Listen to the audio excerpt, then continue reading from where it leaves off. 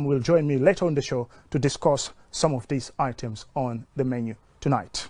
But first, let's talk to Tijan Keita, who is joining us all the way from Extremadura, a region in Spain. Tijan, welcome to the show. Hello, Momodou. Thank you.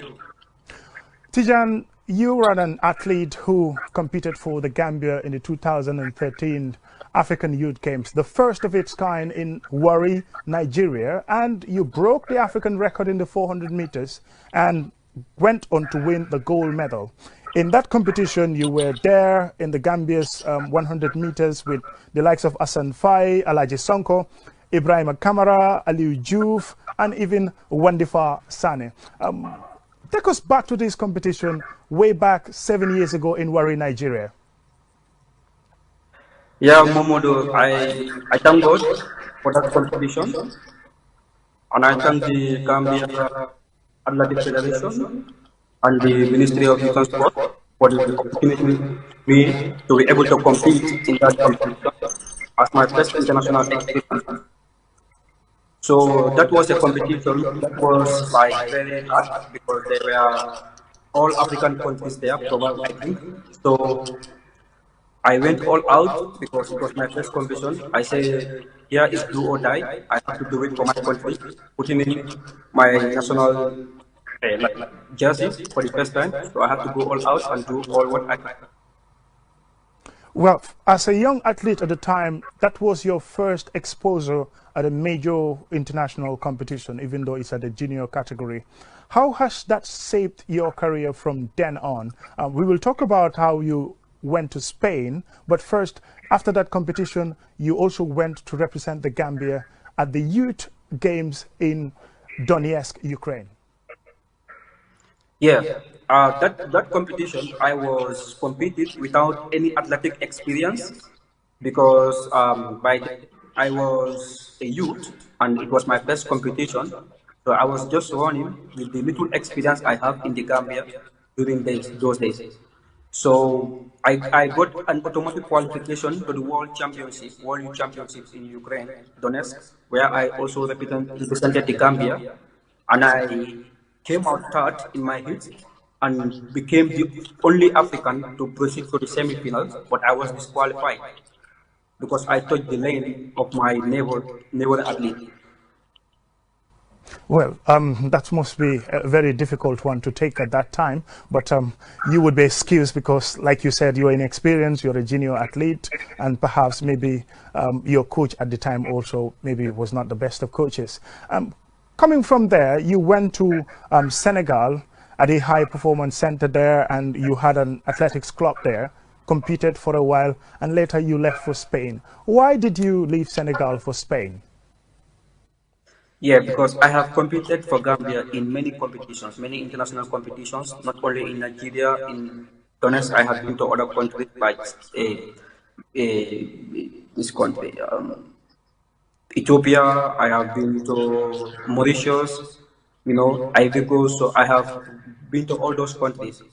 So later, I got this contract with this team in Senegal called Girard, that they wanted me to go there, and they spoke with the federation, and the federation contacted me that this club in Senegal wants you to go there.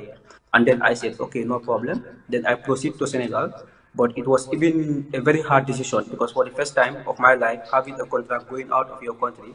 So I said, okay, I will go because there were some athletes, Gambian athletes who were already there. So I said, okay. So when I moved in there, I was running, I was training, and also I did my best there, and I was crowned like the champion of Senegal for almost 3 years. And then lately, I came back to the Gambia, 2016. Lately, I was not considered for any international competition. I was not taken to any competition. I was not considered in going to any training camp. So I don't know why that was happening, because for me, I was running very fast. It was just that by then there was this youth that just came in, and he was running fast too. And I was very happy about that. Who is this particular youth, Tijan? It's called, I think, something like Tony. Yeah, he was running fast. Because since 2013 to 16, I was the only Gambian athlete that was running 47 seconds in the 400 meters. And that was not what we want, the Gambia. So we wanted people that will run fast time and to come in so that we can have a strong team. So when that guy came in and was running that time, I was so happy that I have someone that is going to compete me and we can have a strong team to represent the Gambia in any international competition. Okay. So you felt neglected when it comes to selection, but you don't know the reason. Could it be down to your performance must have deteriorated at the time? Well, it's true that I was training and like as we all know in Gambia, we don't have those training facilities. So I was training like the way that we used to train in the Gambia. So you can see that my level was just at the same position, like it was not moving. It was not going down. It was not moving.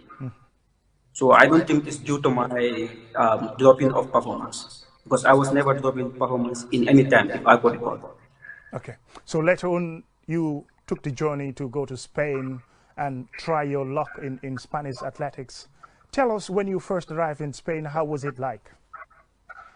Yeah, when I first arrived in Spain, it was hard because, as you know, moving to another country, first of all, you need to learn their culture, you need to learn their language, you need to learn many things to be able to associate yourself within the society, especially when you are doing sport.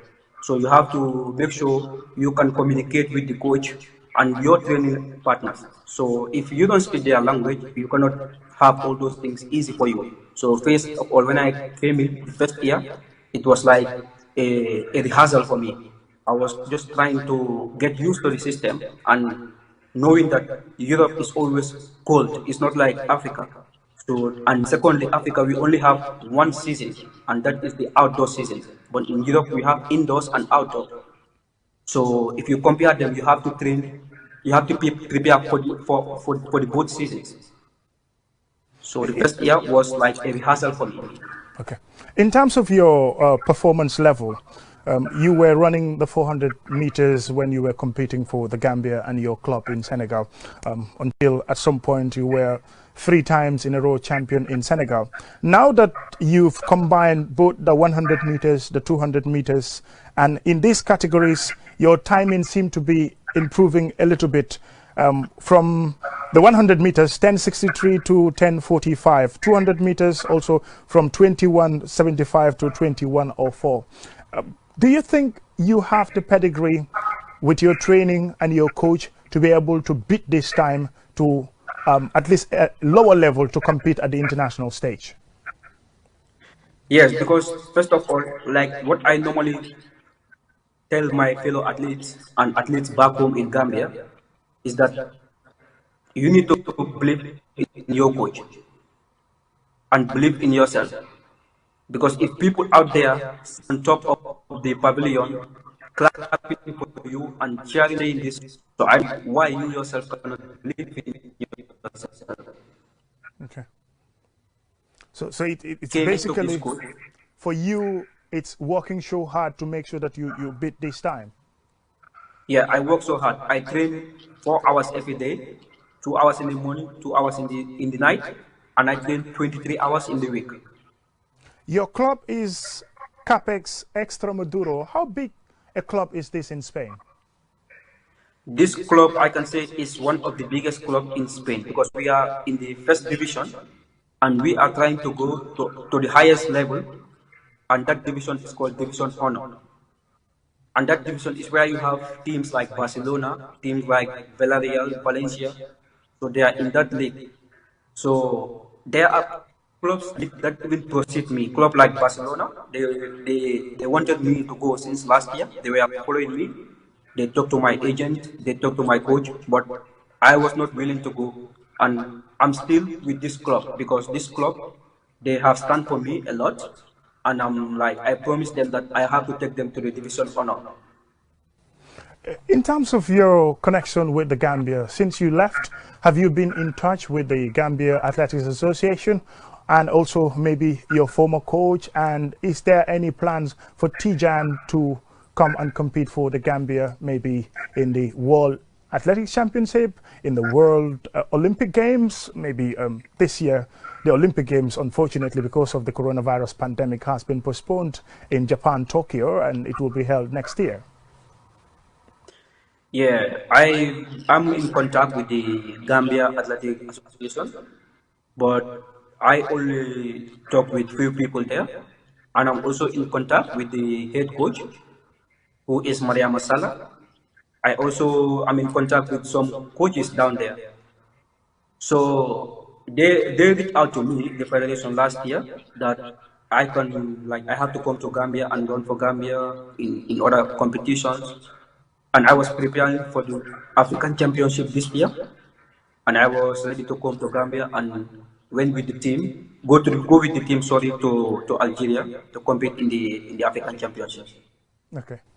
But in terms of being open to naturalization in Spain, if the opportunity comes for you today, because your timing has improved and you're performing very well, and the Spanish National Athletics Federation wants you to be, naturalized first and, compete for Spain, and then the Gambia needs you, what are you going to do? Well, there's no place like home. I can say the federation is bigger than me, but the Gambia is bigger than the federation. So what you do in your country always stays in your country. So there is no place like home. So last year, the head coach of the Spanish athletic team reached out to me that he was interested in me to join the relay team, because currently I am the third fastest athlete in Spain.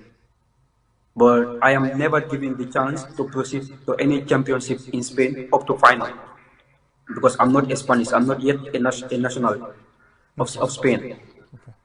So I think that is something that I have to think about very well, because right now, if you look at the situation, Gambia is a country whereby we need many things to develop our sport, and that is leading to many athletes to change nationality.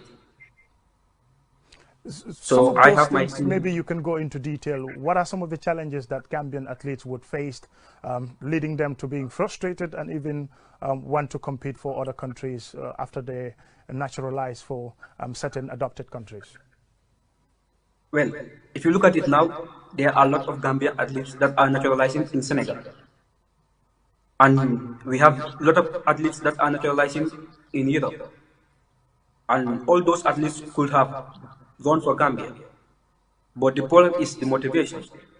Like motivating someone is not just to give the pat on the back, but at least to give them a greener possible life, whereby they will be someone important to the society. Imagine you going for international competition, leaving your family back home, and you are given an allowance, nothing more than $5,000. So those are some of the frustrations that Gambian athletes faced, forcing them to take drastic decisions, that is to, if the opportunities are created, to go and compete for other countries rather than their country of birth. Yeah, because if you have to like compare them in Europe, what they will pay you is not gonna be